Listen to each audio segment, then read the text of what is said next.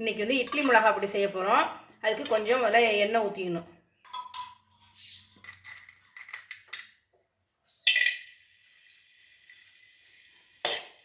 மூணு கட்டி பெருங்காயம் போட்டுக்கணும். கொஞ்சம் பெருங்காயம் அதிகமாக போட்டால் நல்லா வாசனையாக இருக்கும் மிளகா அப்படி.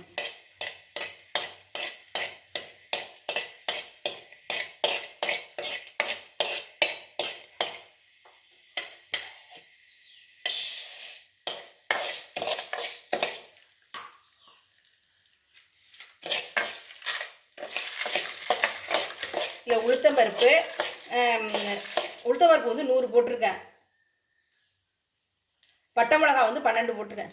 ஃபஸ்ட்டு உளுத்தம்பருப்பு எப்போ அதிகமாக போடணும், அப்போ தான் நல்லா வாசனையாக இருக்கும் மிளகா. இப்போ 100 உளுத்தம்பருப்புக்கு 12 மிளகா வந்து இது காரமான மிளகா, அதனால் நான் 12 மிளகா போட்டுட்டேன். உங்கள் மிளகா எப்படி இருக்கோ அதுக்கு தகுந்த மாதிரி நீங்கள் போட்டுங்க. நல்லா செவக்க வறுக்கணும்.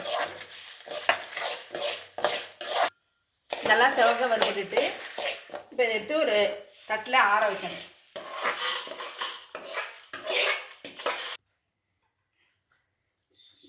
நூறு உளுத்தம்பருப்புக்கு அதில் பாதி போடணும் கடலப்பருப்பு, 50 கடலப்பருப்பு போடணும்.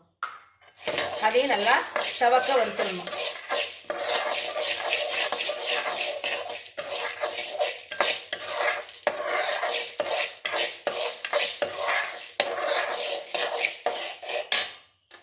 இந்த அளவுக்கு நல்லா செவக்க வறுத்துடணும்.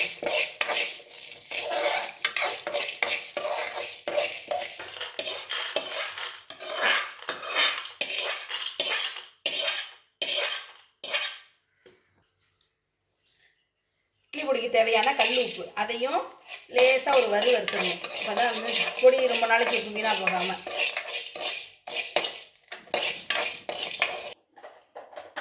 முதல்ல உப்பு, இந்த வறுத்த பெருங்காயம், இந்த காஞ்ச மிளகா, இது மூணையும் போட்டு முதல்ல ஒரு ஓட்டிடுவோம்.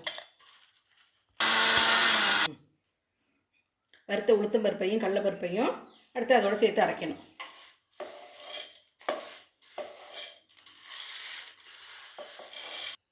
இட்லி பொடி தயார். இந்த அளவுக்கு அரைக்கணும். ரொம்ப நைஸாகவும் இல்லாமல் குறவரப்பாகவும் இல்லாமல் மீடியமாக அரைக்கணும்.